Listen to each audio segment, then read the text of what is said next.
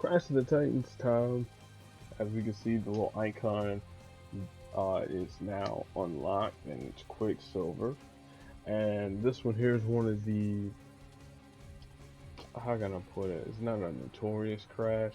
It's along with X-Force Wolverine's crash. This is probably one of the earliest Crash of the Titans that we had in the game.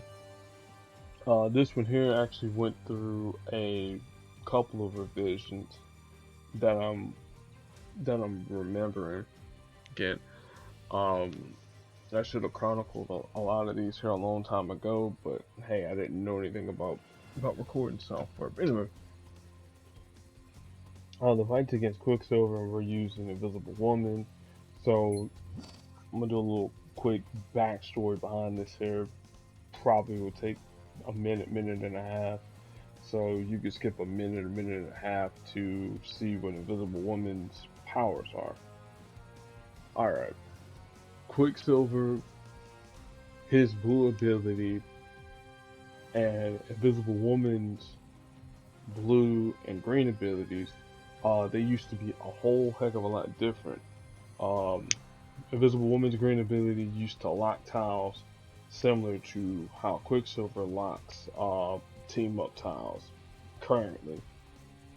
But the way how it would interact, if you were to use Invisible Woman's blue to lock tiles away, and then you were to use her green to destroy those locked tiles, you could get around the nonsense of Quicksilver. But with his blue power, he could get through your invisibility and he could hurt you quite a bit.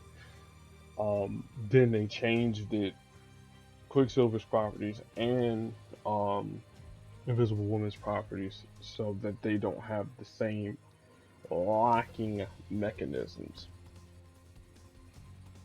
Alright. So now if you skipped a minute and a half into the fight, or past my preamble, we're still here on Quicksilver, and we're going to talk about his powers real quick.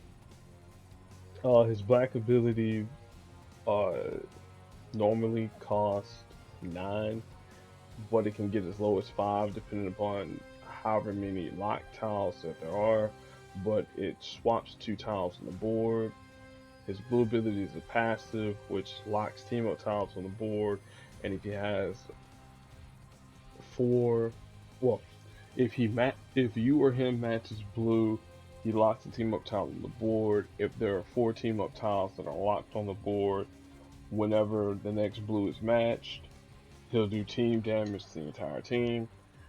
And then his green ability, it does target damage, and it locks the tile on the board. I think this is what, that's a 10 AP move, but it can be lowered. It can be lowered down to 5 as well, depending upon the number of lock tiles that's on the board. So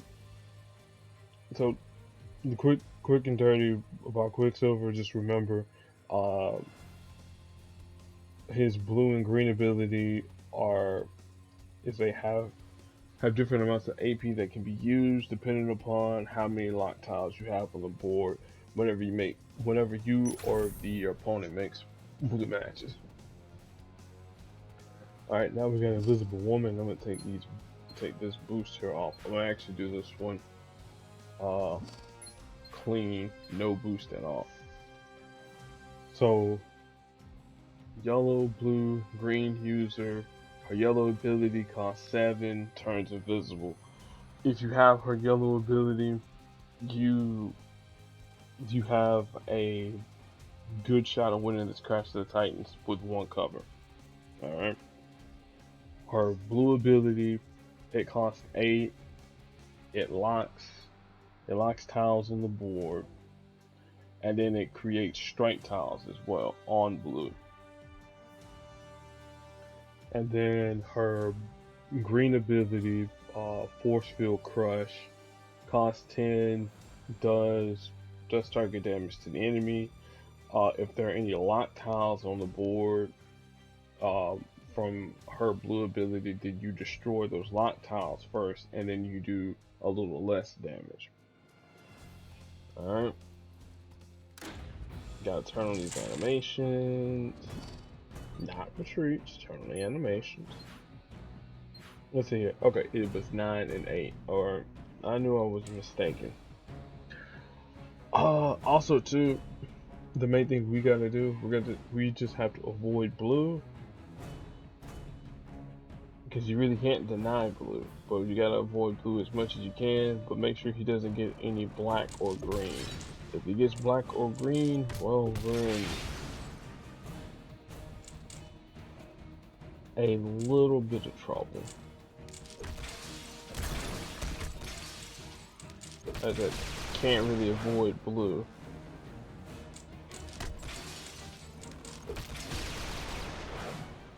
He's gonna get green here, but as long as I can get invisible, I couldn't care less.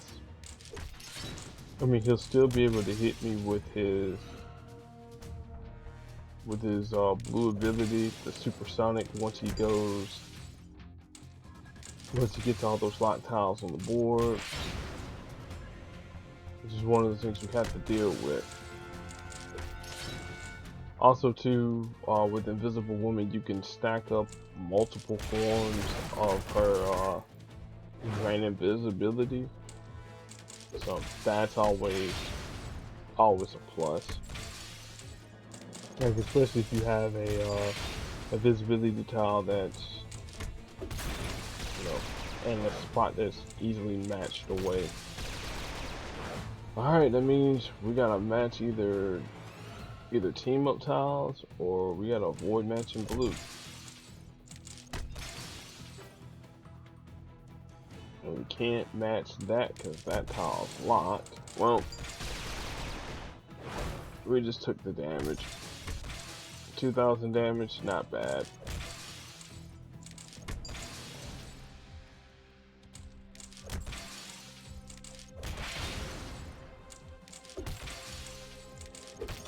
Just mindlessly matching. Well, not mindlessly matching, but making sure our matches are mindful. I think that's the only one that I really have here. Oh no, I have this here.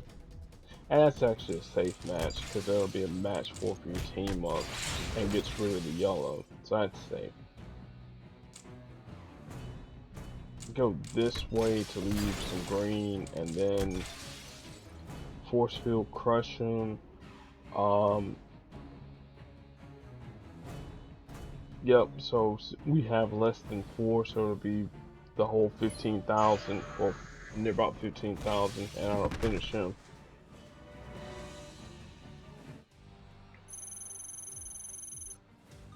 Easy peasy. Not gonna say lemon squeezy, but it was pretty easy. And Philip, I'm really about sick of you, dude. Oh, actually, no. Actually, I'm not sick of you. You're cool. It was the other dude I was facing off against. Wacky Zacky, or whatever the case might be. Alright. So let's look at old Susan Storm. Give her the old breakdown.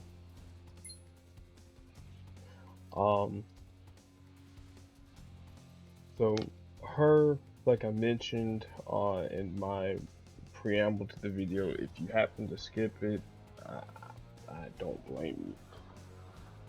She was one of the earliest 4 stars in the game. Like when I started playing the game, which was early 2014. So this is like January, February 2014. I had just gotten my PC, and I seen her, and I seen Old Man Logan. I mean, not Old Man Logan, X-Force Wolverine. Oh my goodness. Also too, she actually had a different cover from the one that she currently has. In fact, I think she had like 2 different covers. Beforehand. And thank you, ESPN, for letting me know about an alert. and as well as Yahoo or whoever. Thanks for the alerts. But like I said, her and X-Force Wolverine were among the oldest 4-star characters in the game. Then of course you had Nick Fury, and then we were more or less off to the races. But her way back in the day, she wasn't really that great. She was affectionately known as Bag Lady. Um, like if you know about 2-star Spider-Man and how I guess say useless he is, how how woefully in a how woefully I guess trolly of a character that he is. And Invisible Woman just really wasn't anyone that you would bring into a fight. She was really more of a trophy status, like her and Old Man X-Force Wolverine. Oh my goodness, I have Old Man Logan on my mind, but after she got a rework, or I should say several reworks. I think it's like 2 reworks. She is much better than how she was in the past, but her character, if you know the status of the Fantastic Four, you know, you would expect, oh man, hey, one of the most powerful characters in the Marvel universe. You know, you would expect her to be a little bit, her powers to be a little bit more respected or whatever, but soapbox. So yellow ability, grand invisibility, um, cost 7, and it can turn you and a random ally invisible for 2 turns, and it also creates a projectile. Then at level 5, you create 2 projectiles, and then you turn both of your allies invisible for 2 turns. You know, it's a solid ability for what it can do. There are a handful of characters in 4-star land that can get around invisibility. Namely Juggernaut, for example, with his collateral, or I should say any character that can do indirect team damage or direct team damage. Also too, someone like 4-star Blade, they can get around invisibility. Apocalypse, 5-star, with his black ability, if you have projectiles on the board, that can get around invisibility. So there's a number of ways to get around invisibility. So it's not the end all be all thing, like how it was. It's like, oh my god, I got an invisible enemy, now I can't get past them. I typically leave the grand invisibility at 3 because, you know, okay, cool. I got one teammate that's invisible, but now the other person's going to be taking damage, and you don't get a choice into who's going to be invisible. It'd be kind of bonkers if you could choose who went invisible with you, but I understand why not. Okay, so Force Bubbles, this is her blue ability, cost 8. She locks 4 randoms,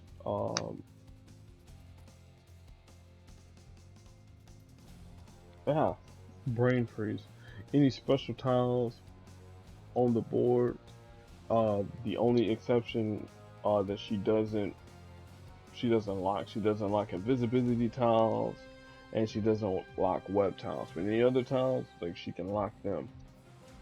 Um, and then she creates 3 blue strike tiles, and then at level 3, that would be uh, 2 strike tiles, lesser strength, and locks 3 random tiles. Her strike tiles can actually be pretty strong, especially creating strike tiles on blue. I mean, yeah, creating strike tiles on blue and a blue user that can create strike tiles, like, okay, sign me up. Like, I know Polaris can do the whole strike tile thing a whole lot better than her, like with the blue ability, and then of course Polaris automatically making a strike tile if there are no special tiles already on the board, or using Rocket and Groot with their strike tiles or whatever. But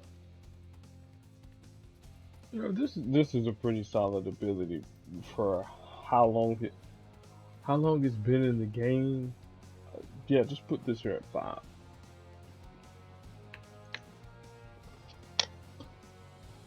I mean, there'll come times where you're like, okay, I need to target something, or I need to lock something on the board before it goes off, or you might not be able to get to certain tiles in time. So it's a decent backup to have.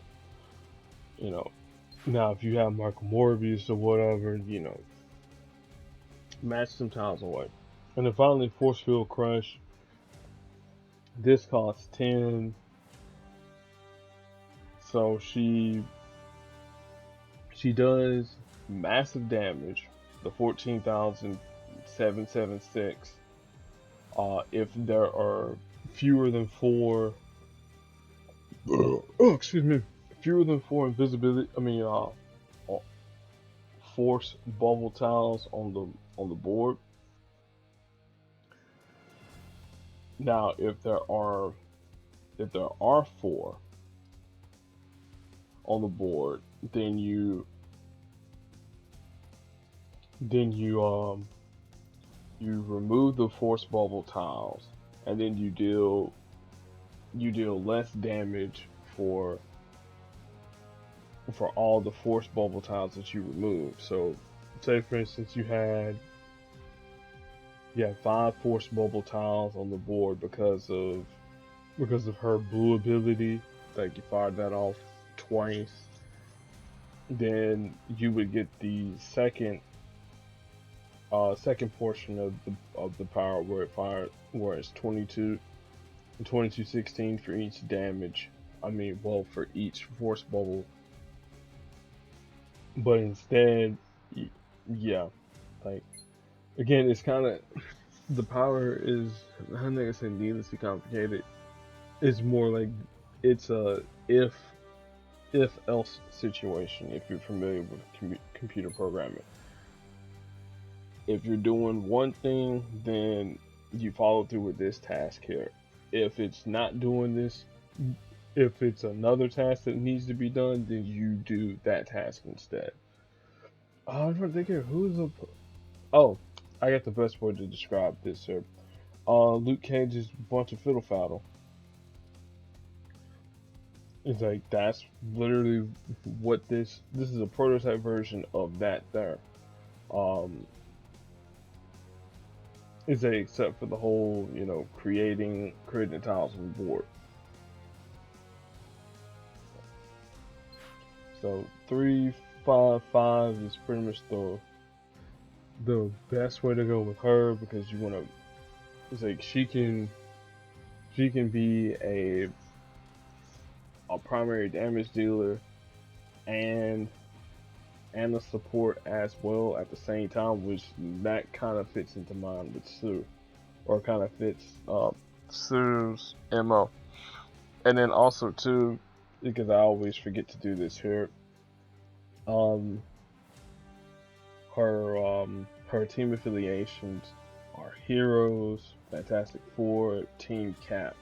I kind of wish they would add would have added another one called the Daughters of Liberty, but I understand. Look, that's a new concept, and we only have a handful of characters with Daughters of Liberty, anyways.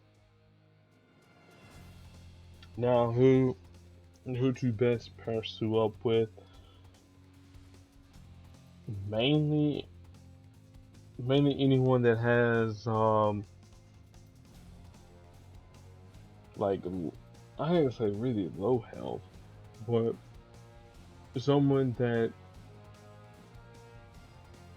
complements her colors. So if you want to find a user with black, red, and purple, I mean you could do that. If you want to speed up the the yellow the yellow generation to get Sue invisible. Again, you got Cloak and Dagger. You got, again, I'm not gonna necessarily say Kingpin. That's may not be a good choice. Carol Danvers is if, and this is the catch, if your Invisible Woman is stronger than Captain Marvel, then she'll generate yellow for you that way. If not, it'll be black. If you want to go with an all invisible team, you could go with Miles Morales, Professor X. I'm just either one of those two because they got invisibility on purple, and Sue's is on yellow, so it wouldn't be any color conflicts. Another person that can go invisible would be Howard the Duck. Howard he also uses purple, so it wouldn't be any color conflicts. You would have to debate on whose green you would want to use. Would you want to use Howard's green, or would you want to use Sue's green? And Sue's green's a little, well, it's not really that much cheaper than Howard's. Only 2 more AP in green. But then you gotta figure, okay, well, do I have enough green on the board to maximize Howard's um board destruction with the green, or do I have enough, you know, or do I go ahead and just do the direct damage with Sue Storm? Super Scroll actually has some synergy with her as well. Um, like both of them, they both use blue, but you can both go invisible. Super Scroll can use um his blue, Sue can use her yellow, and you know you have you have some invisibility there. The green you might have some conflicts in. Like, do you what do you want? You want to do team damage and gain blue AP, or create blue tiles on the board, or do you just want to do direct damage to one person?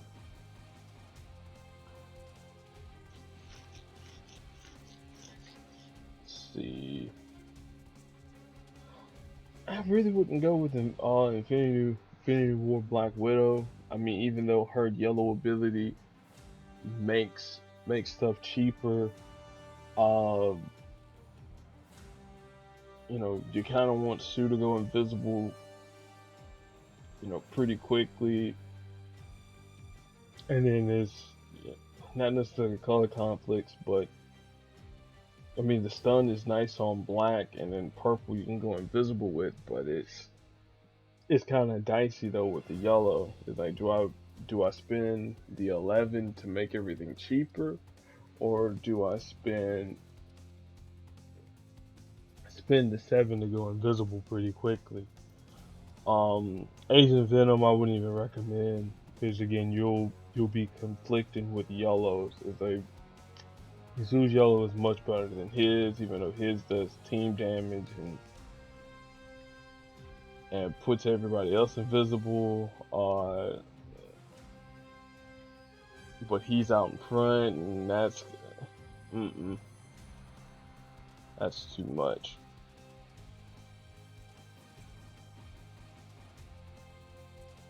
Trying to find other characters that I can think of that can go invisible that I am blanking out on, because there might be a few. 5-star I know for sure. Yellow Jacket for sure. Like, he might actually be a decent partner with her. Yeah, I know you'll be conflicting with blue and green, but the thing is, he'll be out in front, tanking blue and green, so he can always stay invisible. And if you got Sue invisible, you got two invisible jerks on the team, and that'd be kind of hilarious, though. Oh, Onslaught 2 in 5-star land. Again, he'll be tanking um, green and blue, but if you typically with Onslaught, you're not really worried about the invisibility thing. You're just trying to manipulate the board as fast as you can. But yeah, anybody that can generate yellow pretty quickly, anybody that you don't mind hiding behind invisibility, because you really, unless you're fighting someone that has like I mentioned, direct team damage, indirect indirect team damage, or indirect damage period, invisibility is pretty much the way to go. And that's definitely gonna end it. Okay, excited badger, cool.